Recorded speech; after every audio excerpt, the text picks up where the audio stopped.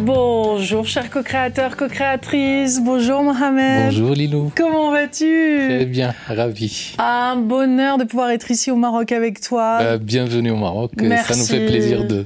Shukran. Et merci d'ouvrir cette porte en fait vers le monde du Maroc, parce que ça nous permet de montrer ce que nous sommes et ce que nous faisons. Et c'est une belle ouverture pour nous, donc merci d'être là et merci de partager ces moments avec nous.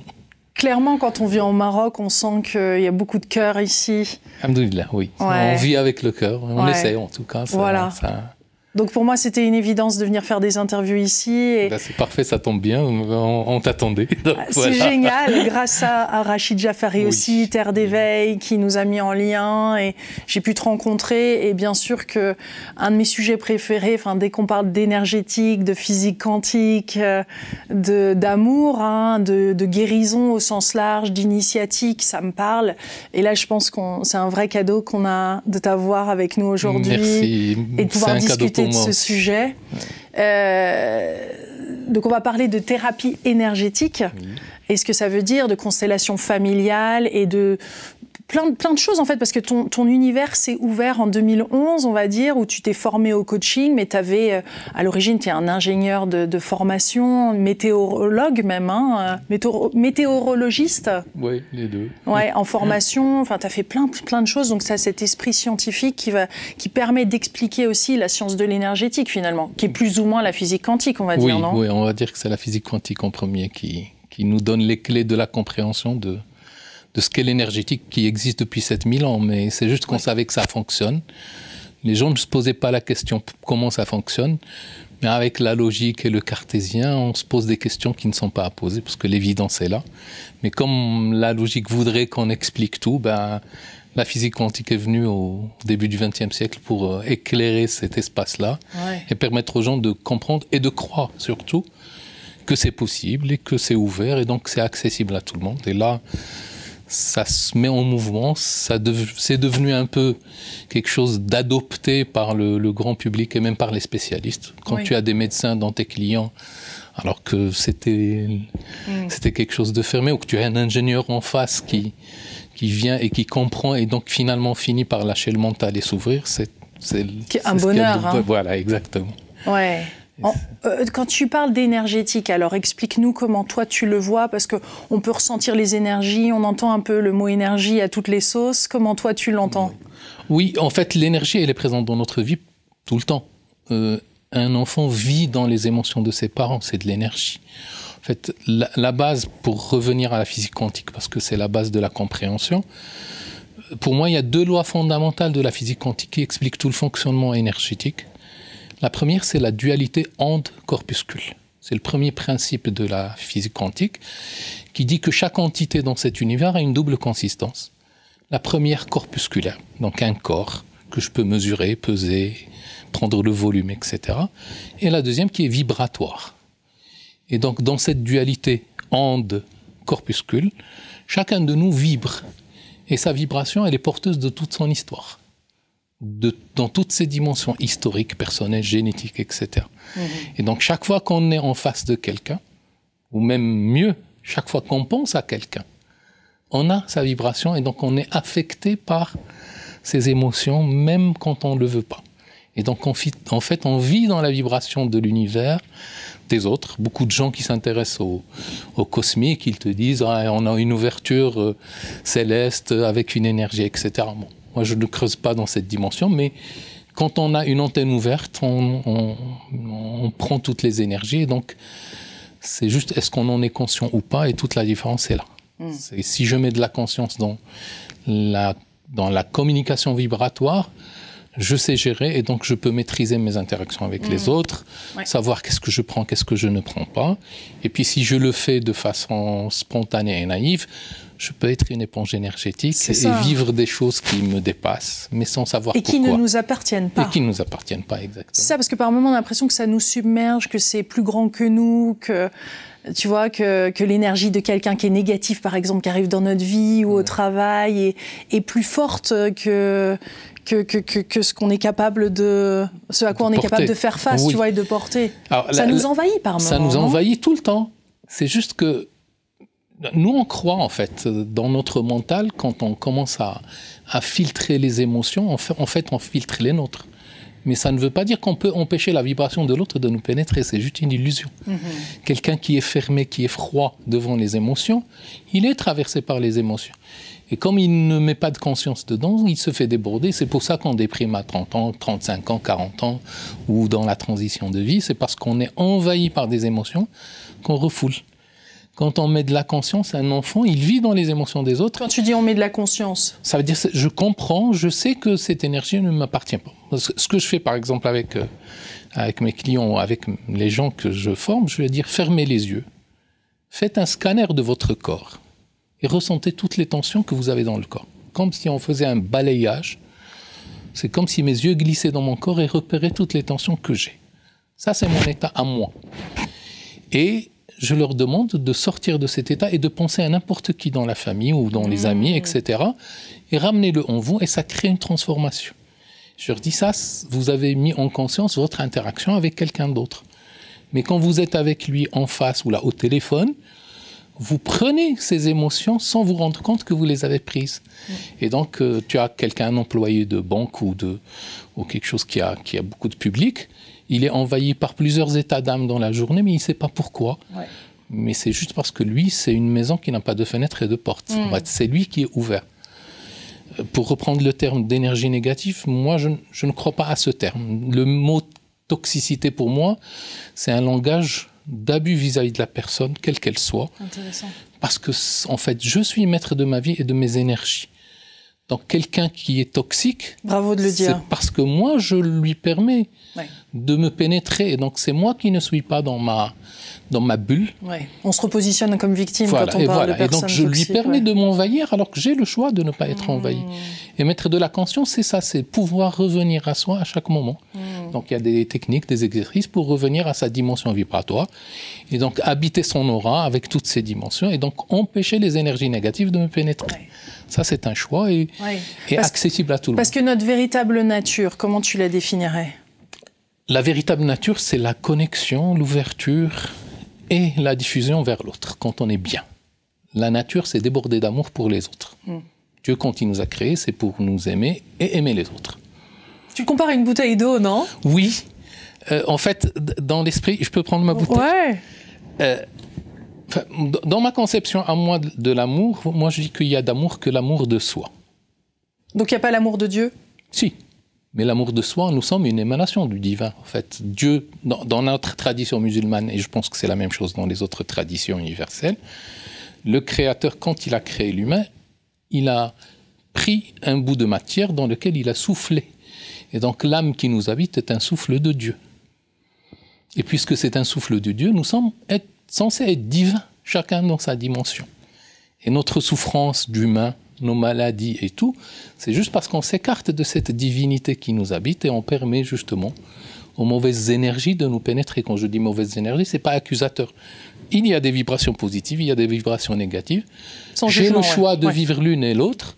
Et donc, qu'est-ce que je choisis de vivre ? Et donc, dans cette dimension d'amour divin pour nous, moi, je la visualise comme moi, je suis la bouteille et Dieu a collé un robinet sur ma bouteille qui est fixe en permanence, il ne peut pas bouger et qui coule d'amour de soi. Et donc, je suis censé me remplir. Ça fait beaucoup d'amour, ça. Énormément, parce qu'on est divin, en fait. Dieu est amour, il nous a créés pour nous aimer. D'ailleurs, dans nos traditions, parce qu'on est au Maroc, Dieu est tellement clément dans sa bonté qu'il nous dit « Ramenez-moi des montagnes de péché et demandez-moi pardon et je pardonnerai tout. » Et même dans la logique comptable, dans la religion musulmane, il te dit, tu fais un péché, tu as un -1.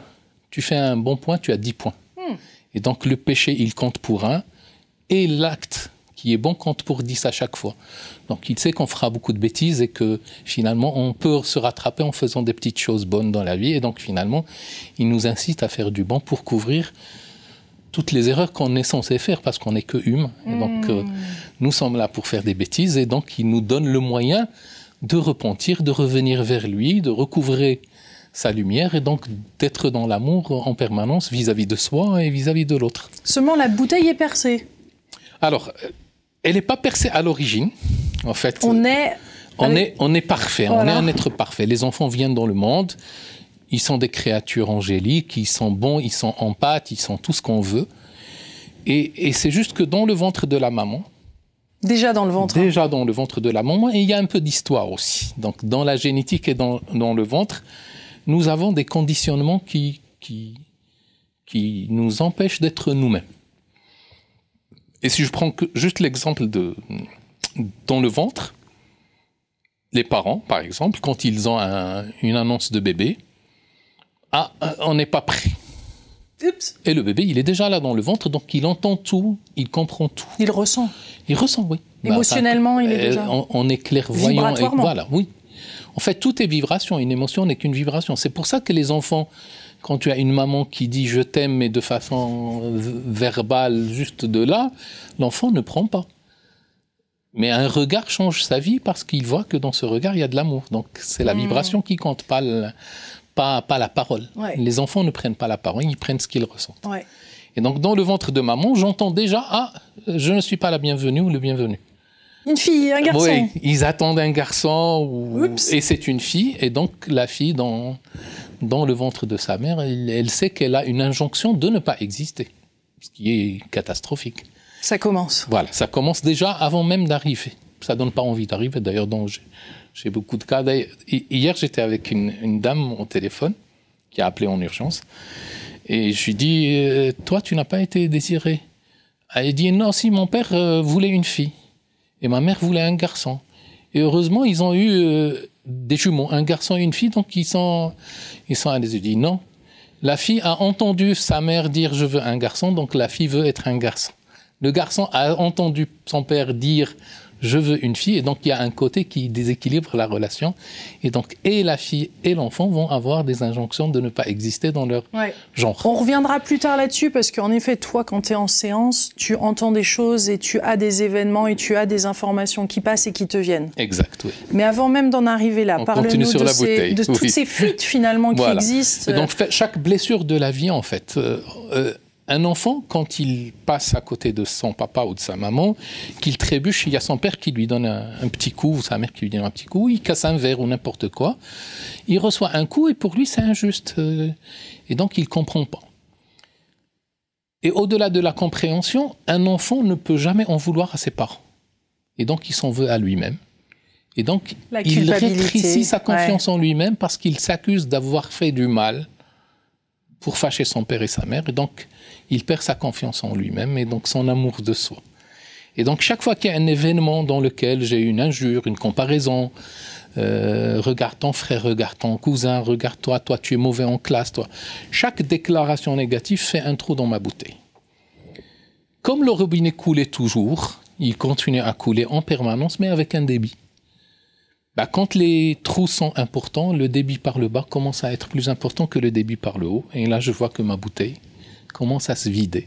Et là, quand elle se vide, il n'y a plus d'amour pour soi, c'est ça ? Oui. Je perds mes repères.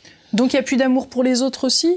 Il n'y en a jamais. Quand on est troué, on n'a pas d'amour pour les autres. Parce qu'il y a plein de gens qui donnent beaucoup. Oui, mais ce n'est pas de l'amour, parce qu'ils ont des attentes. Ils ont des attentes. Quand tu donnes en attendant un retour, ce n'est pas de l'amour. D'ailleurs, c'est ce que c'est intéressant, ça. Voilà, c'est ce que je dis au bout du processus de la bouteille.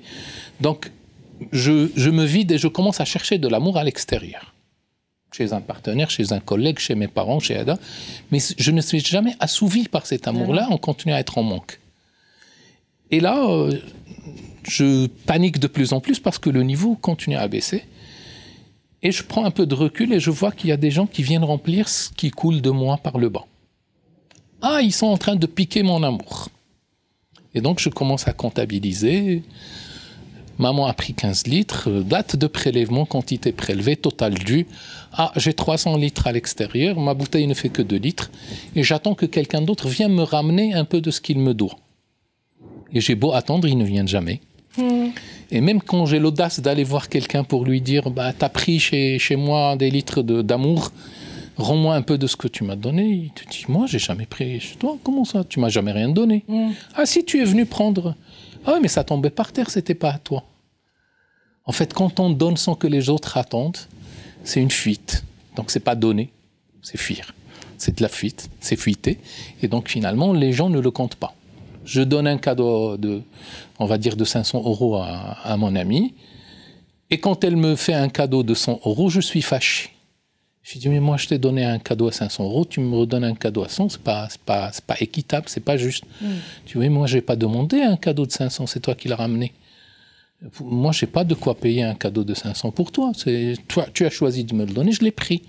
Et pareil pour l'amour qui sort de nous, c'est juste une fuite. Et là, je vois que tout ce que je croyais avoir comme dû à l'extérieur en amour n'existe pas. Et je n'ai plus qu'une seule solution, c'est de venir colmater ma bouteille. Donc dans une thérapie, qu'elle soit énergétique ou autre. Une seule solution, non, parce que des fois, ça amène à quoi, justement, quand la bouteille est vide? C'est le désastre, c'est la dépression, c'est de se sentir seul, c'est se sentir rejeté, se sentir abandonné. Suicide. Peut-être, je n'ai pas eu de cas comme ça, mais oui, quand on n'a plus rien, qu'on croit plus aux émotions, aux relations, on est dans le vide en fait.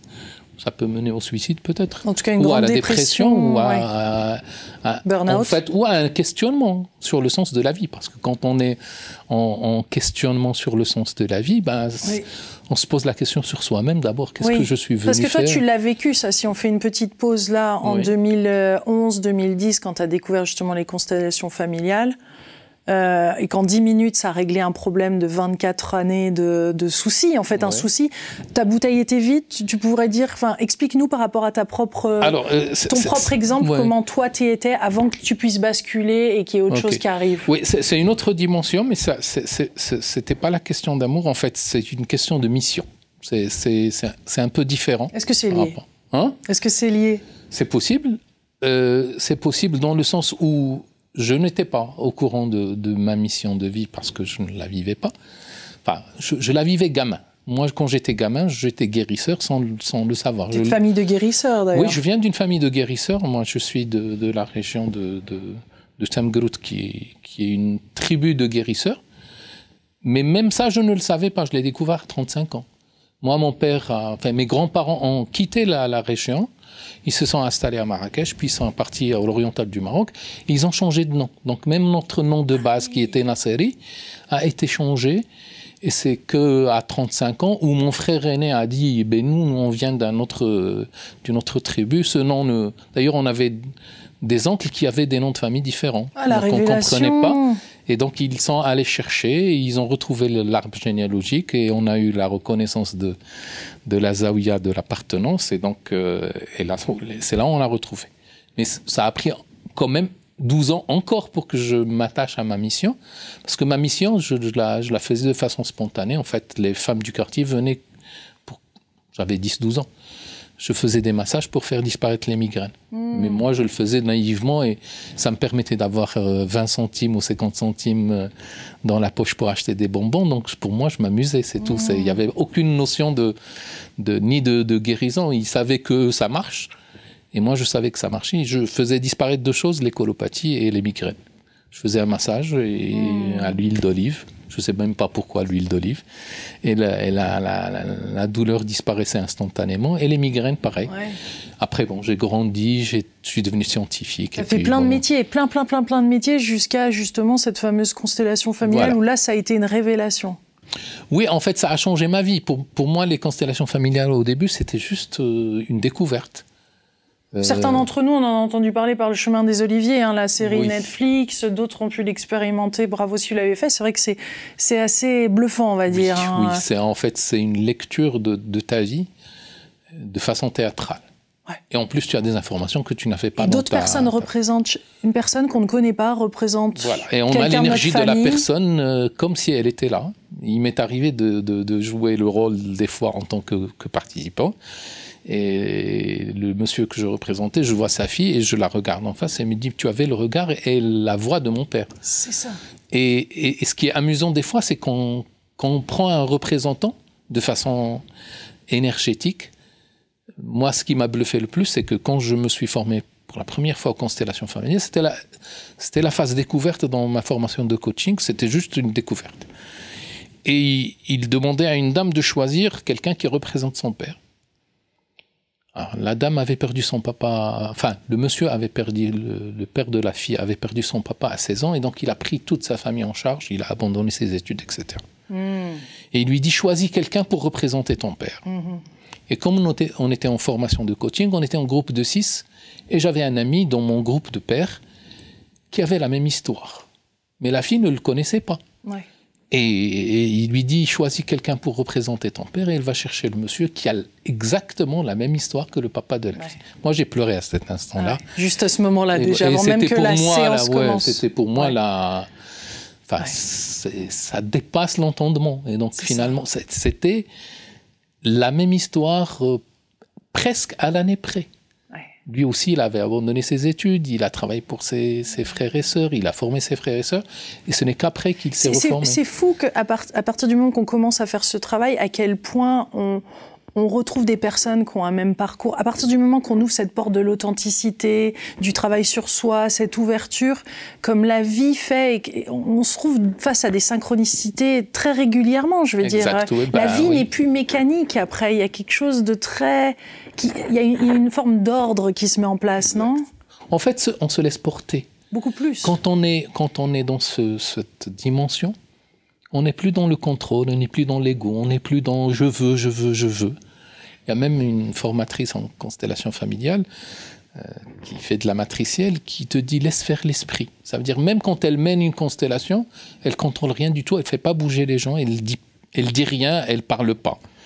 Et il demande aux gens de bouger de façon spontanée et il dit à ses formés, laissez faire l'esprit.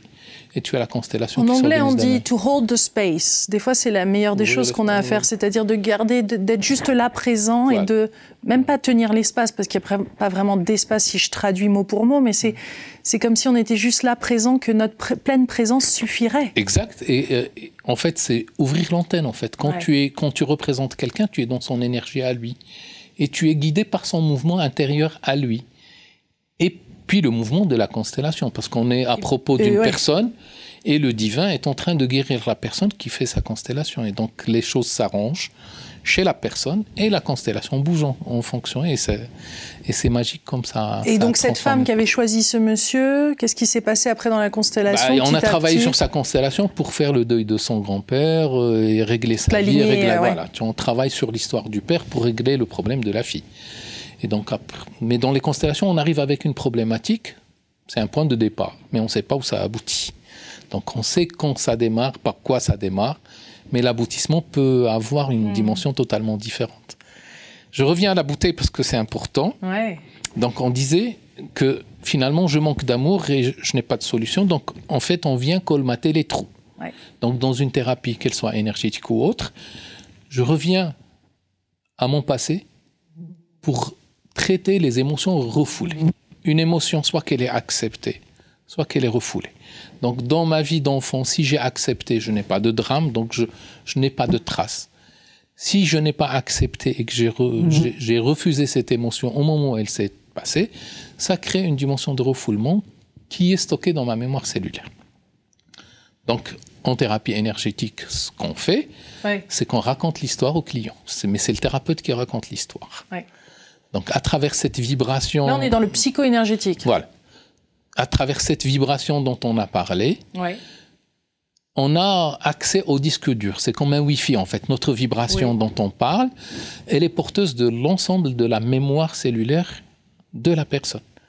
Et donc, tu peux lui raconter sa vie, raconter l'histoire des parents, les dons et les choses qui appartiennent aux grands-parents. Et donc, finalement, tu lui révèles des choses qu'il ne connaît pas de lui-même. Ou qu'il avait oublié, parce qu'il y a des choses qu'on fait assez facilement pour mettre de côté, non ? Oui. Il y a une partie qui ne veut plus voir, en fait, on en sentir. Parlera tout à l'heure peut-être sur les 3 dimensions de l'humain. En fait, l'humain, pour moi, il est structuré en 3 niveaux. Le premier, c'est les tripes qui sont le siège de la foi et de la peur. Donc l'humain est comme un vase, en fait. Le premier niveau, la base de tout ce qui est humain, c'est soit la foi, soit la peur. Donc la foi, dans sa traduction linguistique en arabe, elle est traduite toujours par 2 mots. c'est la certitude d'être en sécurité.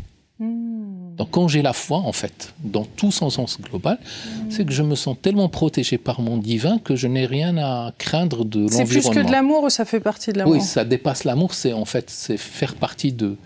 Parce que le mot Dieu, tout relié, Dieu en arabe, c'est le protecteur. C'est celui qui me permet de grandir et de me développer. D'ailleurs, on dit le père de famille dans la traduction en arabe, on lui dit le Dieu de la famille. Rabbul Bayt, ça veut dire Rabb pour nous c'est le Dieu. Et quand on parle d'une maman ou d'un papa, on dit le Dieu de la maison ou la déesse de la maison en arabe. Il y en a qui en ont abusé quand même de ce terme-là. Oui, mais après ils font ce qu'ils peuvent en fonction de ce qu'ils ont reçu. C'est ça. Moi, je crois à une chose, c'est que les parents aiment toujours leurs enfants. C'est ce que je dis à tous mes clients. Mais je leur dis, les parents aiment leurs enfants, mais en chinois, et les enfants ne comprennent que le français. C'est que les parents expriment l'amour, mais à leur manière, comme ils l'ont appris. Avec leurs propres blessures. Avec ce qu'ils ont eu à l'école de la vie. Quand tu as eu des parents qui battaient, et pour eux, c'était ça l'amour, parce que je suis en train de l'éduquer pour qu'il soit fort, pour qu'il soit. En fait, l'enfant était un projet de son papa ou de sa maman, et donc il a été orienté vers une dimension d'amour qui est orientée vers le contrôle.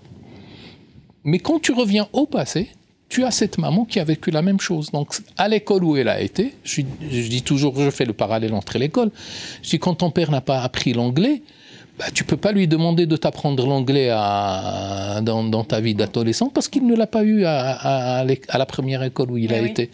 Et donc, c'est réapprendre. C'est à toi d'apprendre. Voilà.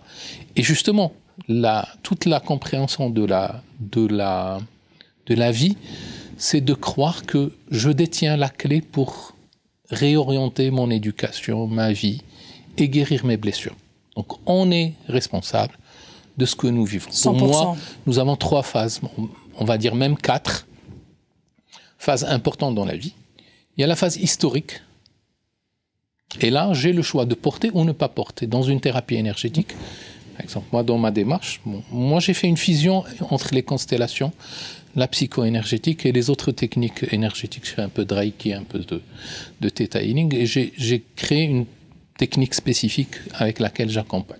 Ce qui est bien d'ailleurs pour un thérapeute de créer au final sa propre méthode. Je pense que oui, en fait, on ne donne que notre fréquence, quel que soit le type d'approche que nous avons. Au début, on apprend des autres, puis à un moment... En fait, on partage ce que nous sommes. Et c'est pour ça qu'il faut peut-être tester beaucoup de choses, parce que chacun t'emmène là où il est déjà parti, lui, au niveau où il est arrivé. Il ne peut pas dépasser. Il peut pas te donner ce qu'il n'a pas. Et donc, d'ailleurs, ce qui m'a le plus rassuré quand j'ai démarré dans ce domaine, mon prof de constellation familière, il m'a dit, tu ne recevras que des gens qui ont souffert moins que toi. Donc, tous tes clients seront des gens qui ont souffert moins que toi. J'ai dit, pourquoi? Il me dit, parce que tu as su traverser et tu sauras les faire traverser. Le bon Dieu, l'univers, ne t'enverra que des gens que tu peux aider. Pourquoi il va t'envoyer quelqu'un avec lequel ça va bloquer? Et moi, ça m'a soulagé, ça m'a ouvert la voie vers... J'accueille, j'ai traité des schizophrènes, j'ai traité des dépressifs, j'ai traité des maladies auto-immunes, j'ai traité des cancéreux. Et à chaque fois, j'étais dans l'accueil de l'émotion qu'ils ramenaient avec eux, juste parce que cette dimension ne viendra chez moi que ce que je peux gérer, m'a mis dans une confiance justement de foi, où je dis, finalement, tout est résolvable quand on a l'énergie et l'amour pour pouvoir le gérer. Et ça a permis des miracles de guérison et d'autres choses. Et donc, cette méthode, tu disais, cette combinaison alors, les 4 étapes, c'est qu'on refait la naissance. Donc, je fais un travail de renaissance où la personne est le gynéco qui fait accoucher sa maman de lui-même. Donc, un peu comme les travaux de Stanislas Grof, le rebirth, à travers la respiration, tu utilises aussi ça, le breathing? Non, c'est de la visualisation. En fait, dans une technique énergétique, comme nous avons 2 vibrations, il y a la vibration du client et la vibration du thérapeute, ce que je fais, c'est que je réduis ma vibration à moi, je réduis mon aura et je reçois la personne chez moi. Et donc, je deviens lui pendant la séance. Et je fais du in-out. Je suis lui, je suis moi, pour avoir du recul, pour pouvoir partager avec lui. Donc, quand on est en phase de naissance, en fait, on visualise la naissance, On se met dans une salle d'accouchement, il vient en tant que gynéco faire accoucher sa maman de lui-même, et on voit le même film en synchronicité. On a tous les deux les yeux fermés, et on vit l'accouchement en vidéo partagée. Mais c'est la personne qui parle ou c'est toi qui te décris? Non, c'est moi qui guide. C'est toi qui guide, d'accord. Parce que chacun a sa technique là-dessus. Ouais. C'est moi qui guide, mais je vois en même temps la chose que lui, et je vérifie. Est-ce que tu as sorti la tête? Là, tu es au niveau des hanches. Fais les hanches, coupe le cordon. Donc, dès que l'enfant arrive, toutes les émotions qu'il a dans sa mémoire cellulaire ne lui appartiennent pas. Parce qu'il vient d'arriver au monde, c'est un registre vierge. Donc, toutes les émotions qu'on repère à cet instant-là dans la vie de l'enfant, soit qu'elles appartiennent à papa, soit qu'elles appartiennent à maman. À part la notion du désir dont on a parlé tout à l'heure. Et donc, en fait, un bébé, quand il arrive au monde et qu'il a les yeux fermés, ça veut dire qu'il n'a pas été accueilli. Donc, on refait l'accueil.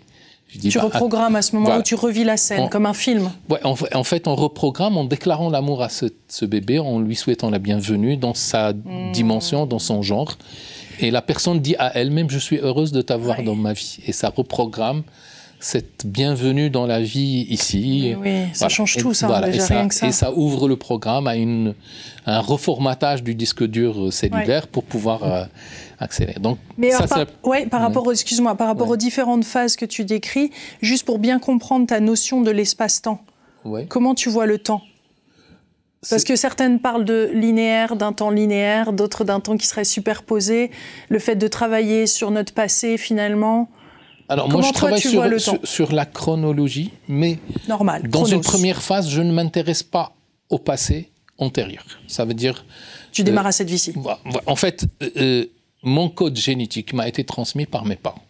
Oui. Donc les blessures que j'ai en tant que bébé appartiennent à mes parents, c'est eux qui me les ont transmis. Oui. À travers leurs parents, leurs grands-parents, c'est leur problème. Donc ce que je décide de faire à cet instant-là, c'est que je coupe avec le passé pour pouvoir gérer ma vie à moi. Donc, je me détache de l'héritage. Pour vivre dans sa vie, sa mission de vie, son chemin de vie. En fait, dans l'héritage, il y a toujours deux dimensions. Il y a une bonne dimension qui sont les dons, la baraka, comme on dit chez nous, et toutes les lumières et les fréquences que nous prenons chez nos parents, mère et père. Nous avons une dominance du père ou de la mère selon le cas. Et donc, on identifie ce potentiel caché aussi. Parce qu'on ne voit dans nos parents que ce qu'ils ont fait de nous, mais on ne voit pas ce qu'ils nous ont livré dans leur gène qui est bon et qui représente notre potentiel. Donc on reconnaît ce potentiel-là. On le garde. C'est bon de le reconnaître. Parce que c'est une bonne transmission. Ça guérit rien que ça. Oui, c'est avec ça qu'on guérit, parce qu'il n'y a de guérison que l'auto-guérison. Et donc comme c'est moi la clé, c'est que je vais utiliser ma lumière pour éclairer mes zones d'ombre. Je ne peux pas utiliser une autre lumière. De l'extérieur, ce n'est pas possible. D'ailleurs, tous ceux qui font des thérapies de guérison, ils connectent la personne à elle-même, c'est pas eux qui guérissent. D'ailleurs, c'est comme ça qu'on reconnaît aussi un bon guérisseur, et ça, c'est un moyen d'avoir du discernement par rapport à la personne qu'on a en face. C'est à nous de faire le travail. Celui qui te dit qu'il va te guérir, il te ment. Voilà. C'est toujours un choix. Voilà. C'est toujours un choix de guérir ou pas. C'est pas parce que j'accompagne quelqu'un qu'il est obligé de guérir. S'il choisit de continuer dans la souffrance, c'est son choix. Et donc, dans cette approche, je dis, moi, dès la première avance, guérir et changer, c'est toi. Moi, je ne fais que te montrer le chemin par lequel tu peux passer pour guérir. Et il y en a qui guérissent à la première séance de maladies incurables, et il y en a qui prennent du temps, et c'est leur responsabilité, c'est leur choix. Oui, il y a quelque chose qui barre le passage, non? Enfin, on parle des fois de l'ego ou de résistance interne. Oui, des peurs en général. On peut avoir des résistances fortes. Hein. Oui, mais c'est en général des peurs, mais qui peuvent être transgénérationnelles aussi, parce que la dimension transgénérationnelle est très bloquante. Tu la prends en compte. Hein. Ouais. Et donc, on refait la naissance, on identifie ce qui appartient aux parents, et on coupe avec le passé, peu importe d'où il vient. Il peut venir de la 3e, 4e génération. À ce stade-là, c'est pas important de comprendre qu'est-ce qui a été transmis. Il faut s'en défaire pour pouvoir structurer sa vie et porter un regard nouveau sur mon héritage. Et donc, dès qu'on coupe, l'enfant se libère des traumatismes parentaux. Je donne juste un exemple. J'avais quelqu'un qui avait une inflammation intestinale, qu'il a traité pendant 3 ans et l'inflammation ne partait pas. Il vient et je lui dis, toi, ton père a grandi orphelin. Il dit oui. Bah, ton père a grandi dans la peur et l'insécurité. Et toi, même si tu avais ton père, parce que le père, dans la symbolique de la famille, il ramène de la sécurité dans le système. Bien sûr. Mais un parent qui a grandi, un papa qui a grandi sans son papa à lui, il n'a pas été à l'école de la sécurité. Oui. Et donc, il grandit dans la peur et l'insécurité. Oui. Ses enfants, pareil, même si le papa existe. Oui. Et donc, ce monsieur vivait dans les peurs de son père.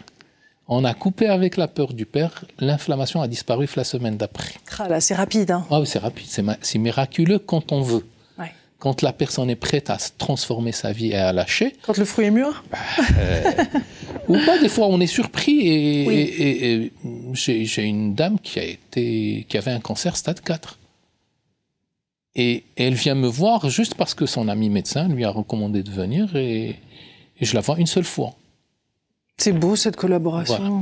Ah oui, mais en fait c'est un univers où on est porteurs les uns des autres. On n'est plus dans une logique de je suis ou tu es. Ouais. Non, c'est des gens qui, d'ailleurs, moi je ne fonctionne qu'au bouche à l'oreille. Je n'ai pas encore fait de marketing de ma démarche ni rien du tout. Mais il n'y a pas besoin, je pense. Oui, tous mes clients viennent du bouche à l'oreille et donc ça fonctionne comme ça. Juste à amplifier avec cette vidéo, mais j'espère. Oui, c'est une évidence, mais c'est organique là aussi. Voilà. C'est naturel. Je veux dire, c'est des rencontres normales. Voilà, exactement. Qui se font. Exact. Et donc finalement, la dame a été guérie au bout d'une semaine. Elle devait faire l'ablation de l'utérus et faire une chimio, une radio. Et on fait juste le lien avec ses peurs et son rejet de féminité. Wow. Et elle a des douleurs atroces pendant 2 semaines. Elle m'appelle, elle annule sa séance de la semaine d'après parce qu'on devait faire une séance de VADA. Elle m'a dit, je suis KO, j'ai des douleurs atroces dans le ventre. Je lui ai dit, accueille. 2 semaines après, elle revient chez son médecin, elle n'a plus de cancer. Et elle fait un voyage spirituel, elle reprend sa vie normale et donc je ne l'ai plus revue. Accueil, on l'entend souvent, ça, ce mot-là, accueillir ses émotions, accueillir ce qui est, accueil. C'est-à-dire, c'est d'être passif, c'est d'être juste là, de laisser faire, parce on peut entendre aussi foi là-dedans. Oui, c'est la foi.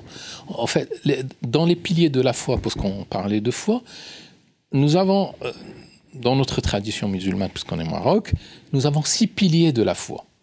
Le 6e pilier, c'est l'acceptation du destin, bon ou mauvais. Ah oui. Et donc la notion de l'acceptation, c'est quoi? C'est accueillir, pas résister. Donc dès que tu accueilles une émotion, quelle que soit sa nature, si tu l'accueilles avec la foi donne l'acceptation. Que fait l'acceptation dans ce cas-là au niveau de la foi? Elle digère l'émotion.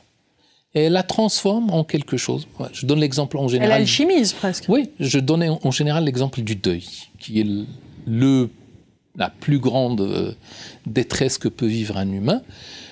Selon le niveau où on reçoit l'information du deuil en fonction de notre structure de base, on le gère différemment. Donc quand on le gère par les tripes, qui sont le siège de la foi et de la peur, ça s'accepte, ça se digère, et ça se transforme en une émotion qui est la tristesse, que je vais vivre pendant quelques semaines, et je vais reconnaître l'absence de la personne, et donc je vais la voir dans sa dimension de lumière après. La même information du deuil, si je l'accueille ici, on y reviendra, c'est le niveau de la communication et de l'échange et des émotions de base.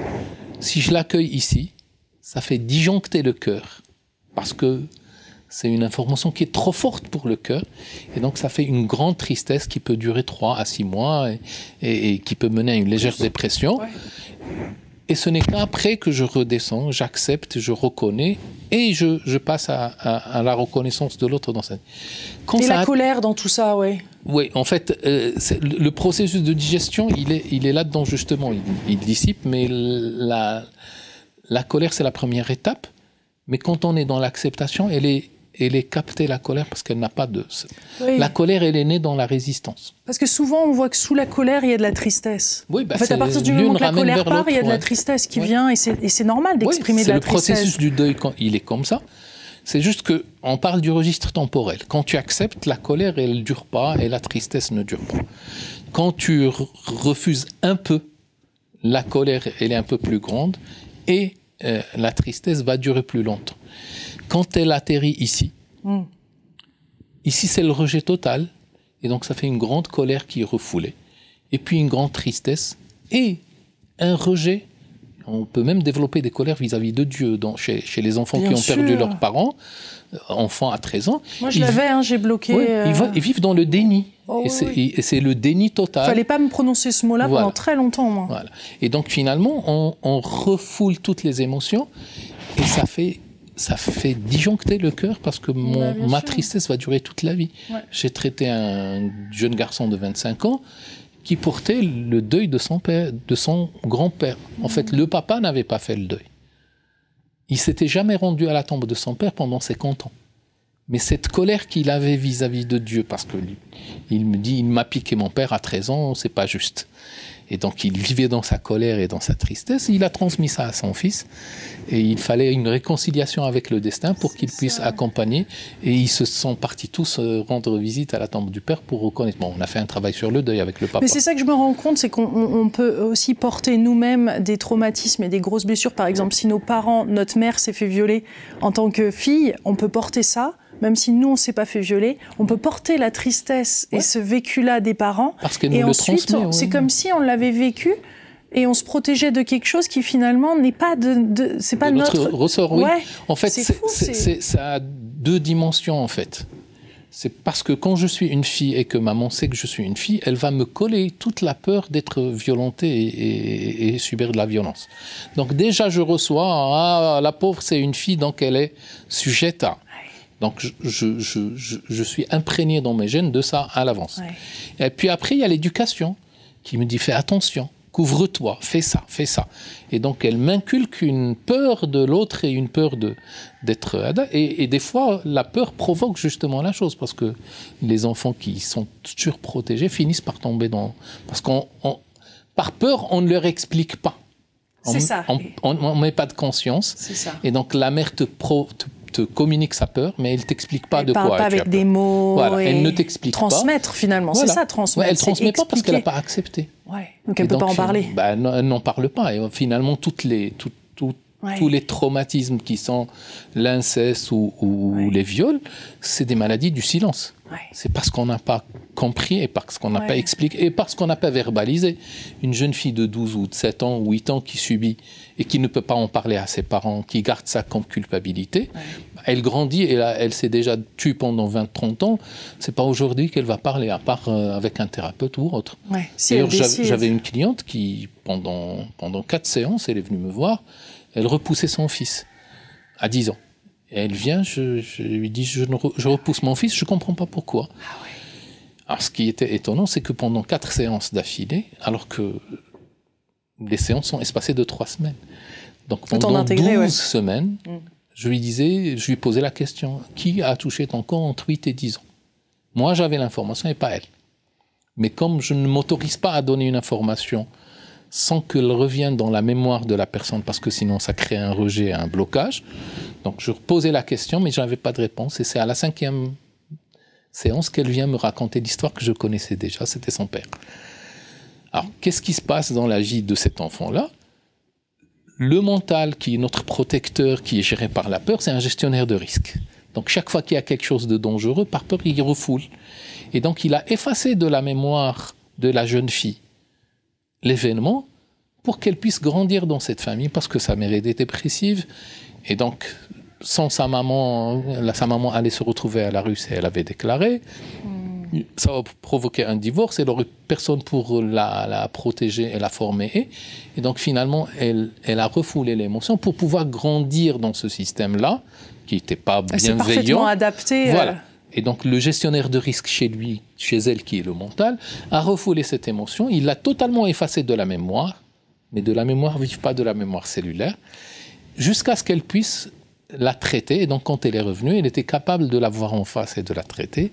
Et on a pu traiter la chose pour qu'elle puisse prendre son fils dans ses bras. On parle de mémoire cellulaire un petit peu, on survole de nombreuses choses parce qu'on ne peut pas parler de tout et bien sûr tu proposes des stages et plein de vidéos en ligne, etc. et en présentiel et à distance et des séances, etc. Je pensais juste quand je t'entends parler de mémoire cellulaire, je vous propose de regarder l'interview que j'ai faite de Françoise Nallet sur la mémoire cellulaire. C'est assez exceptionnel son livre, elle en parle très très bien, parce que c'est un sujet qui est fascinant là aussi, et qui est vaste et qui représenterait toute une interview. Exact. Mais en 2 mots, pour toi, la mémoire cellulaire? Moi, je m'amuse en disant, surtout quand je parle à des jeunes, je lui dis, en fait, l'énergétique, c'est du hacking. Et donc, un énergéticien a accès à ton... un geek, en fait. Geek. Énergétique, oui. Ouais. Et en fait, c'est juste que j'ai accès à... Enfin, on a tous accès à la mémoire de l'autre. Parce que quand je fais un atelier, les gens sont capables de déterminer l'émotion, enfin, un traumatisme avec la date au bout du 2e jour de formation. Donc, c'est accessible à tout le monde. C'est pas un secret. Et donc, finalement, qu'est-ce qu'on fait? On a, à travers la vibration de l'autre, accès à son disque dur. Et le disque dur, il porte toute la mémoire transgénérationnelle et tous les traumatismes personnels. Donc, quand tu as accès à ce disque dur, tu as même accès aux fichiers cachés que dans un ordinateur, on peut choisir de cacher certains fichiers ou leur mettre des mots de passe. Un énergéticien a accès à tous les logiciels. Et je compare le transgénérationnel à tous les fichiers systèmes. Quand on achète un ordinateur neuf, on te vend 500 gigas de mémoire, mais tu as 150 qui sont occupés par les logiciels système. Donc tu as toutes les marques qui ont intégré les logiciels qui font fonctionner l'ordinateur, mais qui prennent une partie de ton disque dur. Donc de ton énergie, parce que finalement ce qui se passe, c'est qu'avec ces traumatismes et ces choses qu'on vit, on a moins d'énergie à déployer pour œuvrer, pour être présent, pour pouvoir créer, pour pouvoir aimer. Parce qu'on est d'accord que cette énergie-là, c'est ces traumatismes du passé, ou comme tu disais, ces trous qui sont créés, ou ces croyances limitantes et tout ça, nous font que nous ne pouvons pas être pleinement présents. Des fois, moi, je vois des gens, on a l'impression qu'il n'y a personne derrière, tu vois, qu'ils sont absents à eux-mêmes. Exactement. En fait, chaque souffrance t'emmène dans un champ d'éloignement de toi-même. Ouais. En fait, nous sommes censés être alignés, et justement avec une bouteille pleine.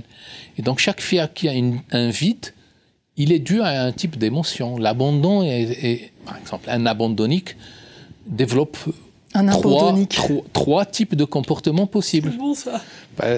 Et donc, quelqu'un qui a été abandonné dans son enfance, quel que soit le type d'abandon, ça, je précise qu'il peut s'agir de 5 minutes dans un supermarché. 5 minutes dans un supermarché conditionnent la vie de l'adulte qu'il sera. Et donc, j'avais une dame qui, son père l'avait laissée dans un supermarché. Moi, je ne connaissais pas l'histoire. Je me suis dit, wow, quel sentiment d'abandon à 4 ans. C'est trop fort pour une jeune fille à cet âge-là. Qu'est-ce qui s'est passé? Mon père m'a emmené au supermarché. Il est parti avec le caddie, il m'a laissé. Donc, qu'est-ce que se dit le bébé ou l'enfant dans cette configuration? Il a emmené les patates et il m'a laissé. Donc, les patates, c'est plus important que moi. Ouais. Et ça casse la confiance en soi. Et donc, cet abandonnique développe 3 types de comportements possibles. Ne plus faire confiance et donc ne pas se mettre dans des relations. Se mettre dans des relations et fuir avant d'être rejeté et donc il finit par casser la relation lui-même.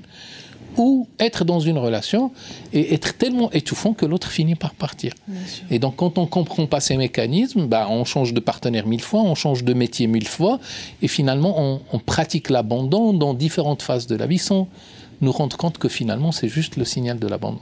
Quand on le découvre, ça corrige notre comportement dans la vie de famille et dans la vie professionnelle. Donc finalement, la lecture du disque dur, comme on le dit, ça permet juste de mettre un peu de compréhension dans mon comportement d'aujourd'hui. D'ailleurs, chaque fois qu'un client vient avec un incident dans la semaine, le premier réflexe en tant que thérapeute, c'est de revenir au premier incident ayant généré ce type d'émotion chez lui.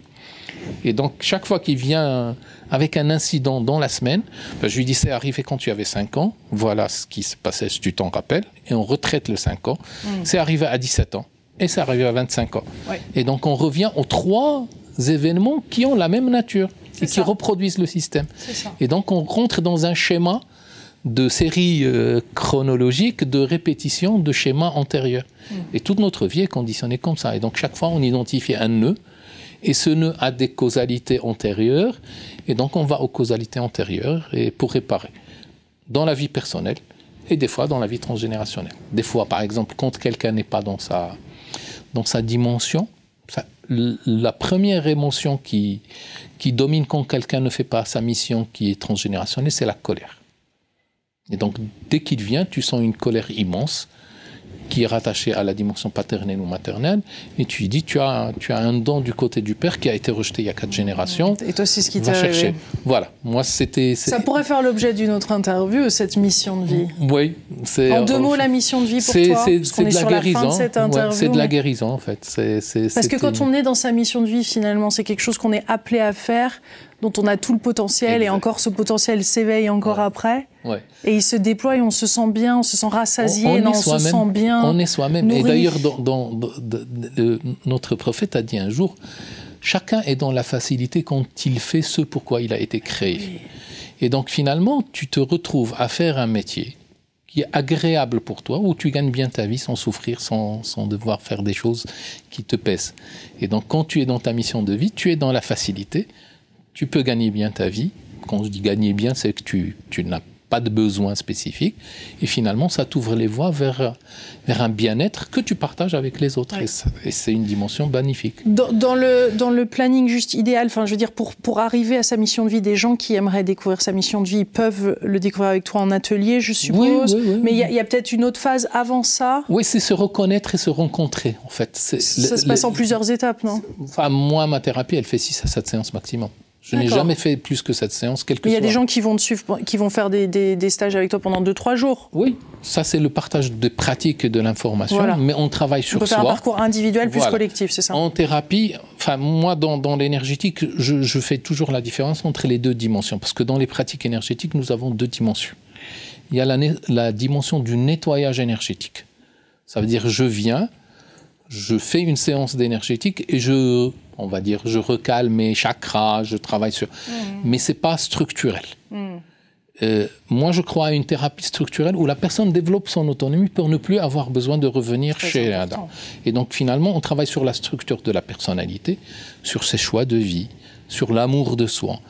Et on développe 2 choses, l'autonomie et la responsabilité. Donc, la personne devient autonome émotionnellement vis-à-vis des autres, donc plus dans le besoin justement pour être dans l'amour de soi, et savoir gérer mes émotions, reconnaître les miennes, reconnaître celles des autres, et donc chaque fois pouvoir se séparer de tout ce qui ne m'appartient pas, même de façon conjoncturelle. J'étais bien, à 10h je vois un changement d'état chez moi et je ne comprends pas pourquoi je suis fatigué, ou là j'ai une nausée, ou là pourquoi j'ai une tristesse alors que je n'ai pas d'incident l'ayant déclaré. Je leur dis, rappelez-vous à qui vous avez parlé 10 minutes avant ou 15 minutes avant. Et donc, dès que vous repérez à qui ça appartient, vous lui redonnez, vous revenez chez vous. Et donc, ça nous donne une clé pour pouvoir être toujours bien dans sa vie sans avoir besoin d'accuser ni de responsabiliser les autres. C'est nous qui choisissons de ressentir les autres. Et donc, dès que tu es autonome, tu choisis qu'est-ce qui reste chez toi, qu'est-ce que tu redéploies chez son propriétaire. Et finalement, ça te donne un espace de vie qui t'appartient. Et c'est toi qui décides qui pénètre chez toi, comme une maison en fait. Voilà, ce qu'on disait au début. Quand on est fluide, on est une maison qui n'a pas de fenêtres et de portes, bah, dès que j'installe les fenêtres et les portes, c'est moi qui décide qui rentre chez moi ou pas. Voilà. Ouais, voilà. Voilà, un petit dernier mot, parce qu'on est vraiment à la fin de cette interview, puisqu'en général elles font moins d'1 heure, donc c'est vrai que c'est passionnant et on pourrait continuer encore plusieurs heures, mais juste pour rendre aussi hommage aux personnes qui t'ont inspiré sur ton parcours, je pense à Jacques notamment Tressé. Jacques Tancé. Jacques Tancé, c'est mon formateur en constellation familiale, qui est une personne magnifique et d'une grandeur et d'une humilité qui m'a en fait, qui t'ouvre l'espace en fait. C'est juste quelqu'un qui est là et qui te donne des informations qui te bouleversent, et en même temps il le fait avec tellement de présence et tellement d'empathie que tu te sens porté. Et puis la deuxième, c'est Hélène Ara que j'ai accompagnée et qui m'a accompagné pendant plusieurs années.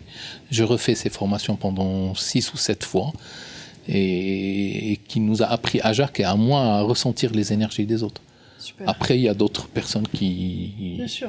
Il y a Kiran Shungai qui est une Indienne qui m'a formé au Reiki, qui est installée à Paris aujourd'hui, qui est magnifique aussi.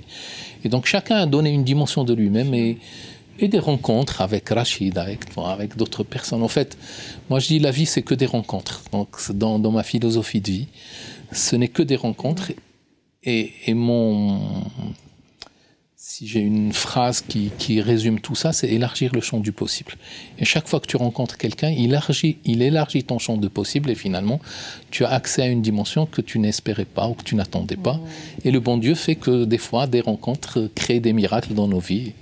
Et c'est exactement ce que cette interview est. Elle ouvre le champ des possibles et donc je vous propose de la partager puisque si elle vous a touché, elle vous a plu, elle vous a informé, c'est qu'elle peut faire la même chose pour d'autres personnes autour de vous. Donc merci de répandre ces bonnes informations, ces bonnes nouvelles même, cet amour et cette guérison même qui est accessible à tous maintenant de nos jours. Donc merci de le partager. Cette émission aussi existe en podcast, vous pouvez l'écouter en audio. Le lien est sous cette vidéo. Je te remercie beaucoup, Mohamed. C'est moi. Merci pour ce délicieux moment. Je savais en le rencontrant que, juste en regardant ses yeux, que ça allait être une belle interview. Je suis ravi. Merci à toi. Gros bisous. On vous embrasse tous et on vous dit à bientôt, chers co-créateurs. Gros bisous du Maroc. Et il y a plein d'autres interviews qui arrivent du Maroc. Ouais, on a beaucoup de bonnes choses. Merci de les partager. Avec grande joie et honneur. Merci. Au revoir.